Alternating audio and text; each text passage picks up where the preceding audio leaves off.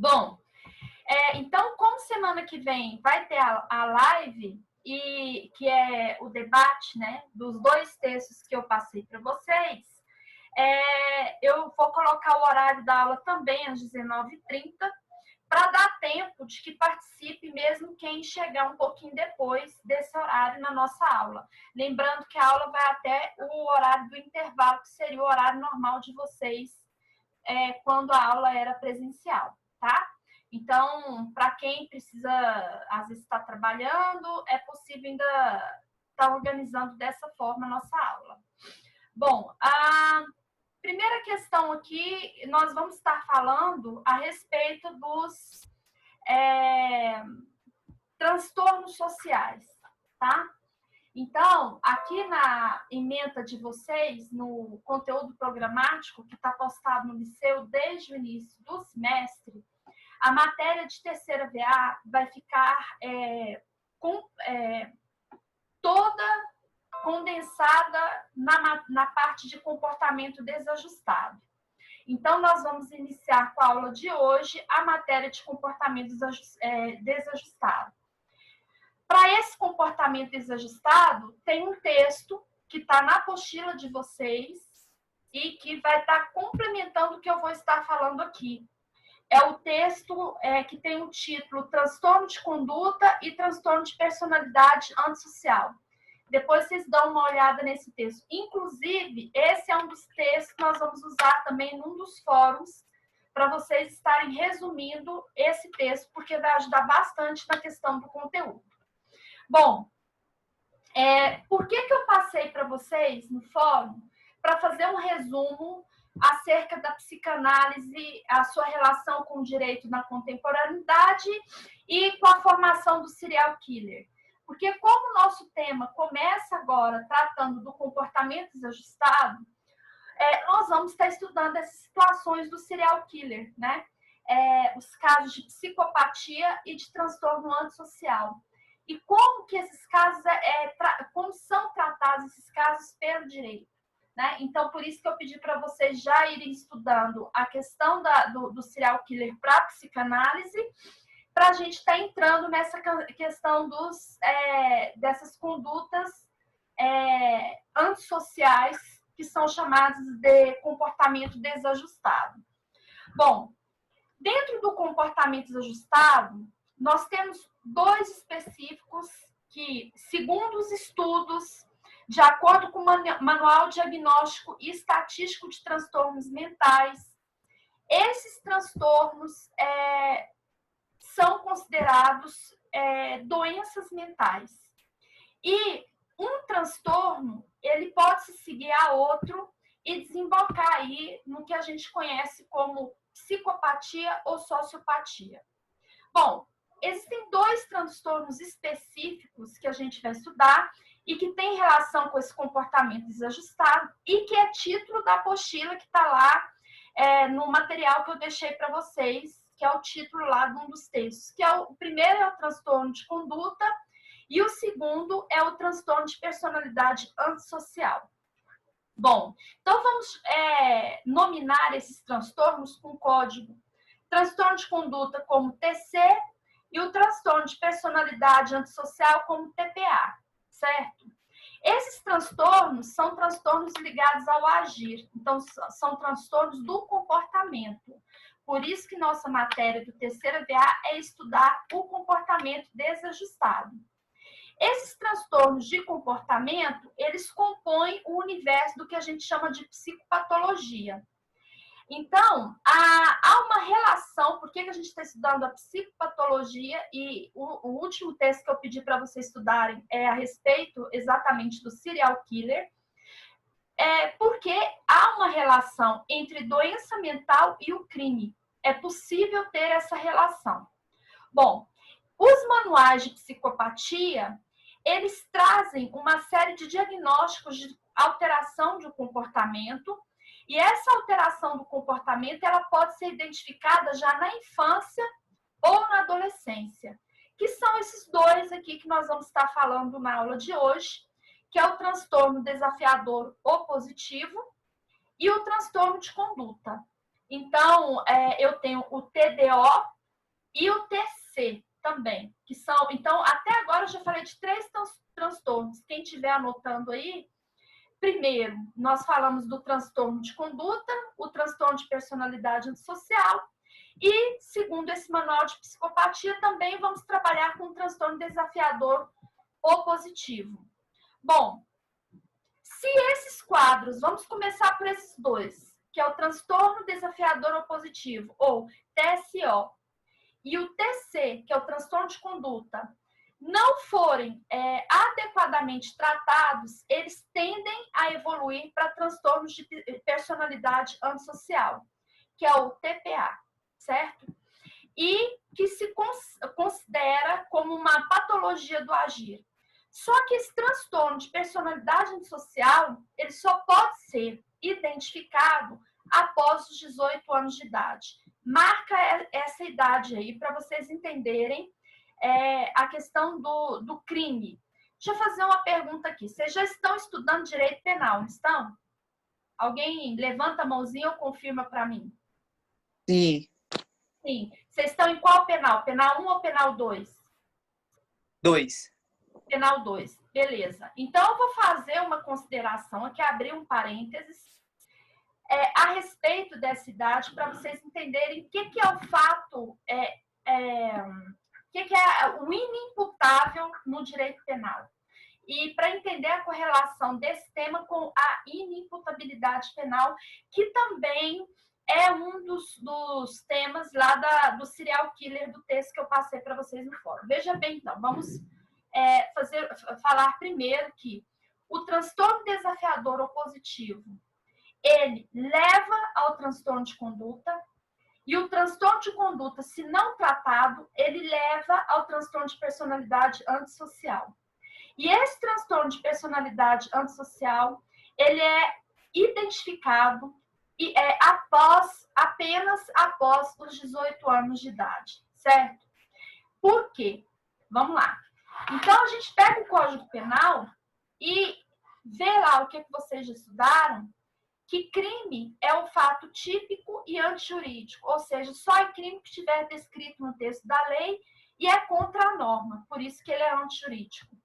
Porém, nem todos podem ser considerados imputáveis, ou seja, podem ser considerados criminosos, né, conscientes do seu ato. Por quê? O critério que o Código se utiliza para considerar um indivíduo imputável ou inimputável é o critério biopsicológico. Bio tem a ver com biológico, psicológico é o que a gente está estudando. O critério biológico, ele sugere que um indivíduo antes dos 18 anos, ele não tem toda a sua formação, não está biologicamente todo formado, por isso, junto a essa biologia, ele não teria capacidade, conhecimento amplamente formado de saber que ele está cometendo um crime ou não, por conta da idade dele. Tanto é que o legislador trabalha com o termo menor impúbere, que seria aquele indivíduo que ainda não tem a formação dos pelos pubianos, e aí ele considera menor impúbere de 0 a 16 anos, e o menor púbere seria dos 16 aos 18 anos, porque estaria começando a formação dos pelos pubianos. Então, veja as considerações, os critérios biológicos adotados pelo nosso direito. Lembrando que é mais comum na nossa sociedade hoje termos indivíduos já tendo o pelo pubiano com 12 anos, 11 anos de idade, 10 anos, até bem menos, do que quando o código ou quando o legislador pensou assim para poder falar que o indivíduo não cometeria crime, por exemplo, né? Então, e acompanhando esse critério biológico, que é da formação do indivíduo, considerando que ele não estaria plenamente formado para poder praticar um crime ou não, ainda se utiliza do critério psicológico, que considera que o indivíduo não teria sua psique formada para poder considerar que cometeu um crime ou não.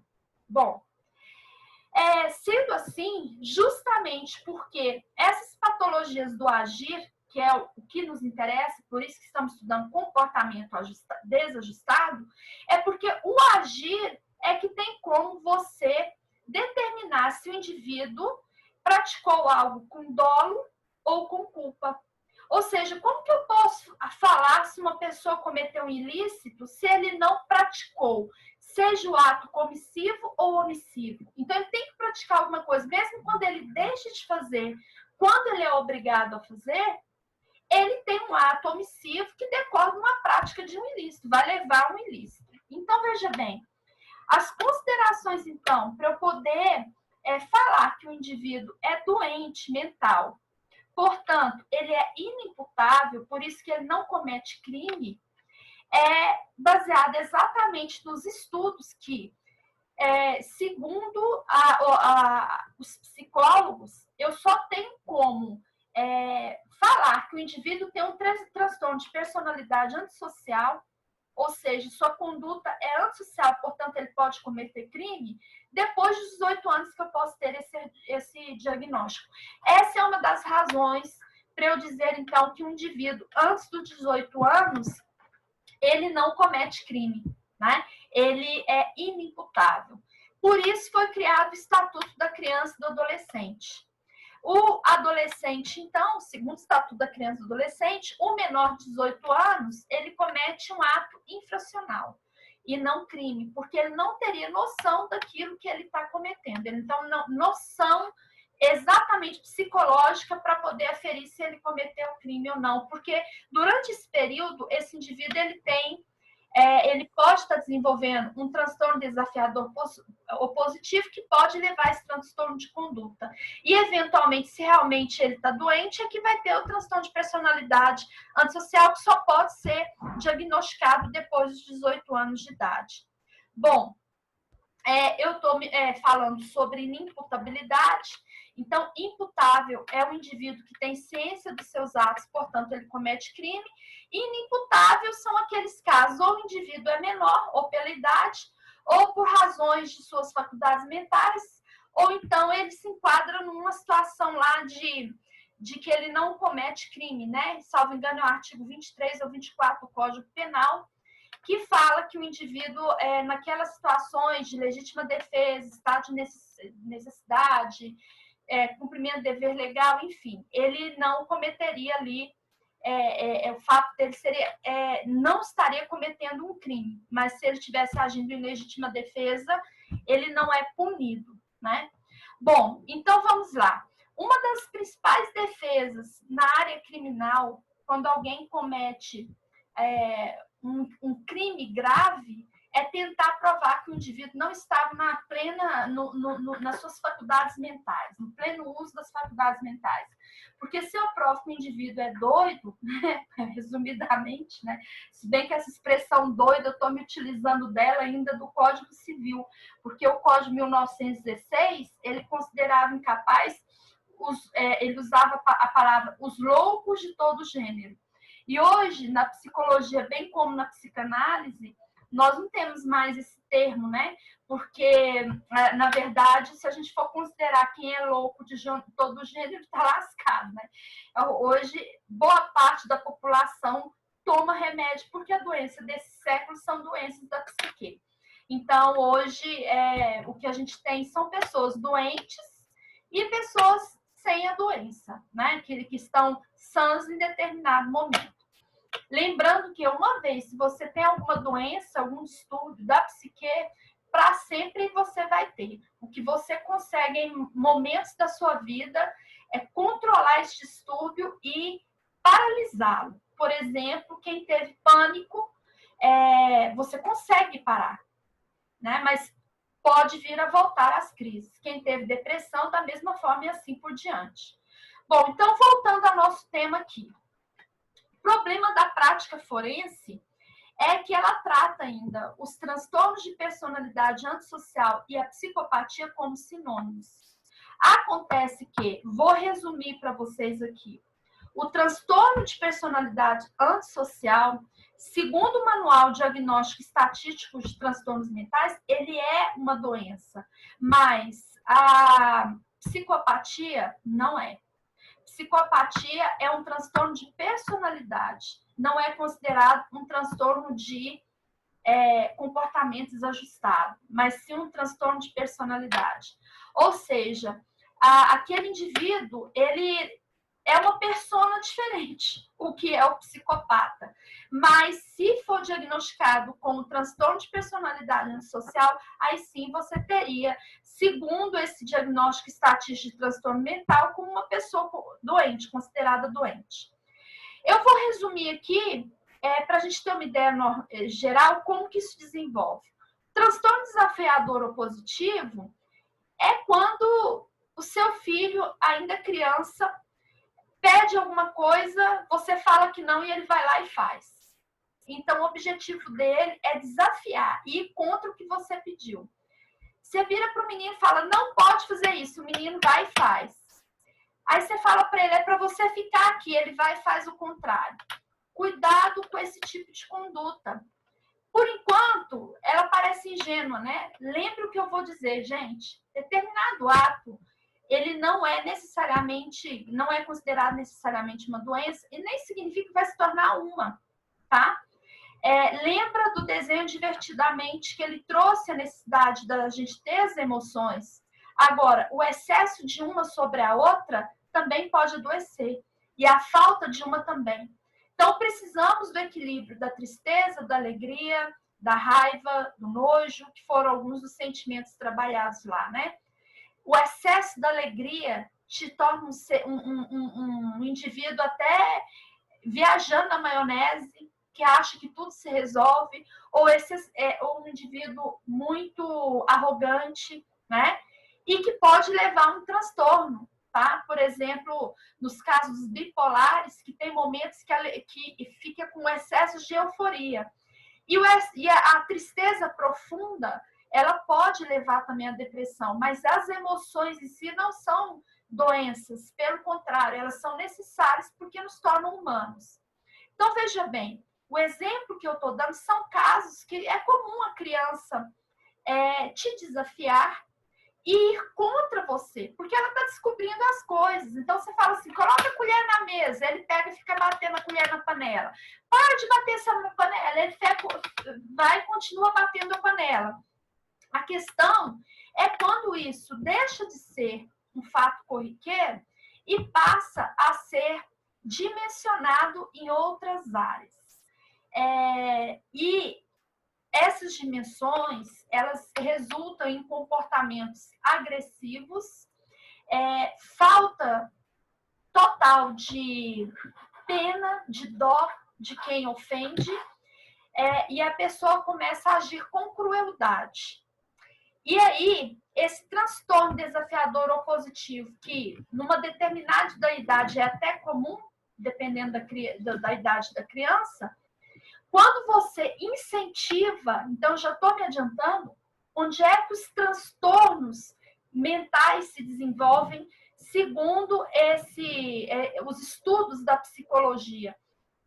Eles desenvolvem tanto por herança genética, eles têm origem tanto da genética, como também do ambiente. Então, a família, que é a socialização primária, se ela não souber, se ela não perceber isso na criança ou no indivíduo e não souber coordenar essas ações, o que se daria através de uma terapia, ela pode estar contribuindo para a formação de um indivíduo doente quanto ao comportamento desajustado. Uma situação que me assusta, eu particularmente me assusta muito, porque isso pode ser um gatilho se não for muito bem trabalhado. São aqueles casos que a criança começa a bater na cara da pessoa, quando é o pai, né? E a mãe chama atenção e ri depois. Não faça isso. Ou a criança bate e ai, que gracinha, ai, e acha lindo e fica rindo. Não faça isso.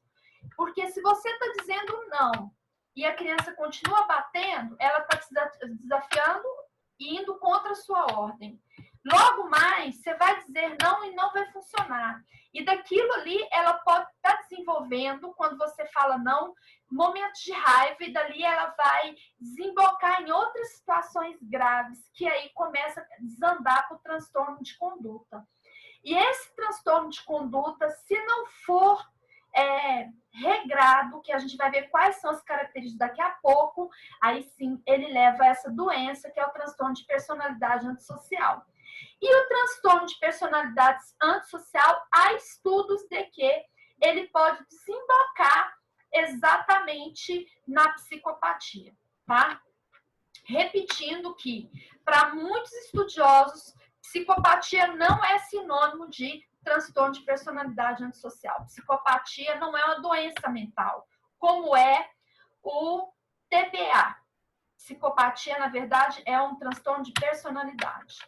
Bom, como que são considerados essa distinção desses conceitos entre o TPA e a psicopatia? Exatamente o tipo de abordagem de avaliação que é feita que vai tecer esse diagnóstico, se vai ser um caso ou se vai ser um caso de transtorno comportamental, igual o TPA, ou se vai ser um caso de traço de personalidade, que é a psicopatia. Vai ser exatamente essa abordagem de avaliação que vai tecer esse diagnóstico.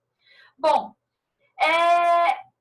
há, então, repetindo, estudos que sugerem que a psicopatia seria um ponto posterior de continuidade desse transtorno de personalidade antissocial. Ela seria, na verdade, um segmento mais específico quando ele acaba atingindo os traços da personalidade do indivíduo. Então, de novo, repetindo, para quem estiver anotando aí, a gente começaria aí do TDO, que é o transtorno desafiador opositivo, que poderia caminhar para o transtorno de conduta, TC, podendo caminhar para o transtorno de personalidade antissocial, TPA, que pode levar à psicopatia. Bom, aí mais à frente, continuando nossos estudos, quais seriam as características do transtorno de conduta? Como é que eu identifico se eu tenho uma pessoa, uma criança, lembrando que o transtorno de conduta ele vai ser diagnosticado aí na fase da adolescência, 8 anos em diante, quais seriam as suas características? A grosso modo, principais, o indivíduo tem pouca empatia, podem ser indivíduos mais isolados, não se preocupam com sentimentos, não demonstram sentimentos, ausência ou prejuízo de sentimentos, quando eles, por exemplo, não pensam ao judiar de um animal, é muito comum eles fazerem agressões contra pessoas e animais. O remorso, aí quando é chamado a atenção, ele dá é uma pessoa assim que tenta mostrar, é um artista, é quase um ator, né? Aliás, um indivíduo que tem transtorno de conduta antissocial ou de personalidade antissocial são pessoas muito inteligentes, porque tem uma capacidade de articulação muito grande até para se defender e tentar se enquadrar naquilo que seria o social, porém que ele não concorda, ele não se ajusta às normas sociais. Então, esse indivíduo ele tem um remorso inautêntico, ele apresenta-se para o pai e para a mãe como santo, o pai e a mãe chamam atenção e ele, nossa, mas atrás, quando o pai e a mãe saem, ele faz tudo de novo, talvez até pior. Bom, ele vai delatar os companheiros sem menor problema, ele é dedo duro, por exemplo. Gosta de responsabilizar outros indivíduos por seus atos. Autoestima baixa. Quando você vai ver, no fundo, um dos motivos desse transtorno de conduta tem associação com a autoestima. Fraca tolerância à frustração, não gosta, um indivíduo que tem dificuldade de receber não, tem acessos de raiva, instabilidade e é extremamente imprudente. São indivíduos muito perigosos quanto à imprudência. E começando então aí no transtorno de conduta, existem 2 subtipos desse transtorno de conduta que eu já comecei a falar. Ele pode ser identificado no início da infância, antes dos 10 anos de idade.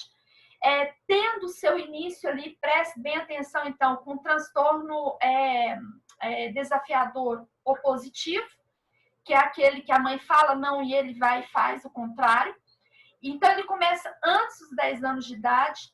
Geralmente, gente, tem estudos, foram anos de estudos, está associado à prevalência no gênero masculino, é muito maior do que no feminino. Os níveis dessa prevalência são muito grandes. A porcentagem disso acontecer com os meninos é quase assim, 3-1 em relação às meninas. Nós vamos ver que tem a ver com hormônios. Bom, quando o indivíduo desenvolve esse transtorno de conduta, você identifica essas características antes dos 10 anos, ele tem uma propensão muito maior de desenvolver um transtorno de personalidade antissocial. Isso é muito sério. Porém, se ele desenvolve isso depois dos 10 anos, e aí ele começa a apresentar isso depois dos 10 anos, e aquilo ali vai piorando na adolescência, a probabilidade dele ser propenso a uma conduta de transtorno de personalidade antissocial, que é o que nos preocupa, né?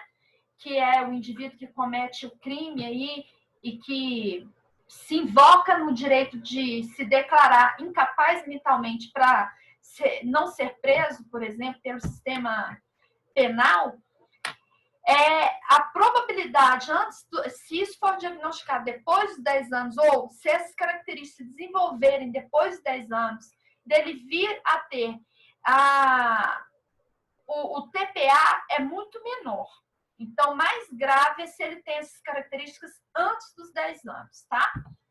E para isso, tem aquele documentário que eu já pedi para vocês assistirem, mas que eu vou abrir o fórum a respeito dele, que é Da Ira de um Anjo. Bom, então existem níveis de gravidade desse transtorno de conduta que pode ser observado, que são os níveis leve, moderado ou severo.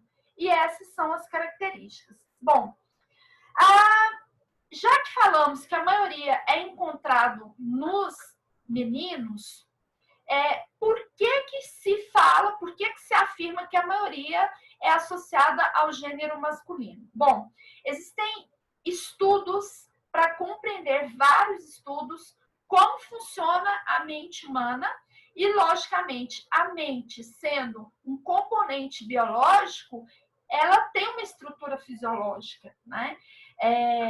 A gente precisa entender como que a minha mente, ela compõe essa estrutura fisiológica, ela é um conjunto de células, que é um conjunto de tecidos, que o conjunto de tecidos remonta ao órgão, forma o órgão, e o órgão, em coletivo, forma um sistema, e do sistema nós temos aí um organismo, um conjunto de sistema. Bom, então, os estudos indicam o seguinte: a baixa serotonina e o aumento da testosterona desenvolve esses tipos de transtorno nos indivíduos. Como a testosterona é um hormônio masculino, os estudos indicam que a maior propensão de acontecer esse tipo de transtorno nos homens é em razão desse fato. Por isso que ela ocorre da ordem 3-1 em relação à mulher. É 3 vezes mais possível acontecer nos homens do que nas mulheres, né? No caso dos meninos, do que nas meninas. Então, eles criaram até uma fórmula que a baixa serotonina, baixa quantidade de serotonina, mais os altos níveis de testosterona, aumentam a probabilidade do transtorno de conduta. Bom, então, quando os pais percebem esse tipo de problema, a primeira coisa, encaminhe seu filho para um psiquiatra. O psiquiatra vai fazer o quê? Vai exatamente pedir os hormônios que são responsáveis pelo humor. Para vocês terem uma ideia, a serotonina é de suma importância, porque ela é um neurotransmissor responsável por inibir respostas punitivas. Então, ela te dá essa sensação de bem-estar e ela inibe ações, né, que consideramos aí antissociais ou desajustadas, que são ações punitivas, né? Então, e é uma das causas, por exemplo, do pânico, é a baixa serotonina, ela também é associada à depressão. Então, a primeira coisa que o psiquiatra vai pedir vai ser exames para ver como está o nível do seu hormônio, e na hora que ele perceber que está baixo, na hora ele vai te dar o remédio para poder aumentar essa sua serotonina. E se ele perceber o aumento da testosterona, também tem como controlar isso. A testosterona, os altos níveis dela, está associado com a agressão do indivíduo, tá? Então, isso é muito sério. Aí, voltando lá, falando dos fatores genéticos. Gente, eu fui avisada do tempo, eu tenho mais 7 minutos. Então, se a aula acabar aqui, um pouquinho antes de acabar, eu aviso vocês, tá? Bom, de onde que o indivíduo pode... Qual a origem desse transtorno de conduta? Vamos pegar aqui esse primeiro tema que a gente está trabalhando agora. Essa origem pode ter em fatores genéticos ou fatores ambientais. Então, o ambiente contribui para o desenvolvimento desse tipo de doença, tá? Então, cuidado com isso. De repente, seus pais biológicos não têm nenhum histórico que pode induzir a um transtorno de conduta, mas você não foi criado com seus pais biológicos, né? Cada um foi morar num lugar, você foi criado num ambiente em que as pessoas têm algum tipo de doença que leva ao transtorno de conduta. Quais sejam? Isso também através de estudos. O transtorno de conduta, ele se desenvolve em indivíduos que são dependentes de álcool, pessoas que têm transtorno de humor, pessoas que têm esquizofrenia, as pessoas que têm o TDAH, que é o transtorno de déficit de atenção e hiperatividade. Então, esses 4 tipos de transtorno podem, se eu constatar indivíduos que têm algum desses 4 tipos de transtorno, ele pode transmitir geneticamente traços desse transtorno e ter filhos com transtorno de conduta. Então, ele pode ser genético. Portanto, o indivíduo que é dependente de álcool, que já tem transtorno de humor, esquizofrênico ou o TDAH, ele pode transmitir o transtorno de conduta para os seus filhos, tá? Lembrando que, necessariamente, quem tem algum desses transtornos não significa que vai ter filhos com transtorno de conduta, tá? Ele pode levar. Agora, da mesma forma, eu posso ter pais que têm um desses quadros e que não me passaram, ou eu posso não ter nenhum histórico na minha família de pessoas com esse tipo de diagnóstico, mas fui criado num ambiente que desenvolveu em mim esse transtorno de conduta que, lembrando, ele leva ao transtorno de personalidade antissocial, tá? Bom, continuando aí, vamos aí iniciar falando do transtorno de personalidade antissocial, mas eu vou deixar marcado aqui para na próxima aula a gente voltar nesse tema aqui, tá? Que é do segundo A. Bom, transtorno de personalidade antissocial, ele é um diagnóstico oficial exatamente do manual de doenças referentes à saúde mentais. Bom, então ele é uma doença mental. Esse transtorno, ele foi conhecido com diferentes nomes. Por isso que muitos associam esse transtorno à psicopatia. Vai depender muito do psicólogo ou do psiquiatra que estudou esse tema e deu nomes diferentes para eles. Esse transtorno de personalidade antissocial, ele é conhecido como insanidade por delírio. Quem criou esse termo foi Pinel. Insanidade moral foi Pricard, e compreendeu que seria um nome de insanidade moral. Delinquência nata, vocês já devem ter estudado Lombroso, né, em direito penal. Para Lombroso, inclusive, ele chega a ser radical, falando que tem indivíduo que já nasce ruim e não tem solução para ele, né? E tem indivíduo que nasce bom. E é exatamente por conta do Lombroso que ele vai dizer que essa delinquência nata, a pessoa já nasce com ela e não tem solução. A psicopatia, que quem trabalha esse nome é Có. Sociopata, quem trabalha esse nome é o Lincoln. E, por fim, o transtorno de personalidade antissocial, que é conhecido hoje em dia, atualmente, com esse nome, né? Então, a gente repetindo, esse TPA seria conhecido como insanidade sem delírio, insanidade moral, delinquência nata, psicopatia ou sociopatia. Bom, os indivíduos com transtorno de personalidade, eles costumam ser destrutivos e emocionalmente prejudiciais. Eles são egocintônicos, parece estar sempre bem, eles não têm sentimento de culpa e nem necessidade de estar reparando prejuízos ou danos que eles causam. E lembrando que nem todos os indivíduos com indicadores de personalidade antissocial cometem crimes, tá? Veja bem, há muitos indivíduos que têm indicadores de personalidade antissocial e que são seguidos. Eles são tratados como heróis.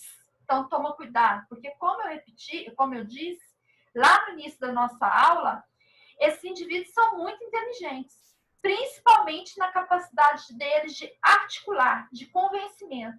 Então, mesmo cometendo atrocidades ou coisas horríveis, muitos acham que é tudo certo e tá lindo. Então, tem que tomar muito cuidado com isso.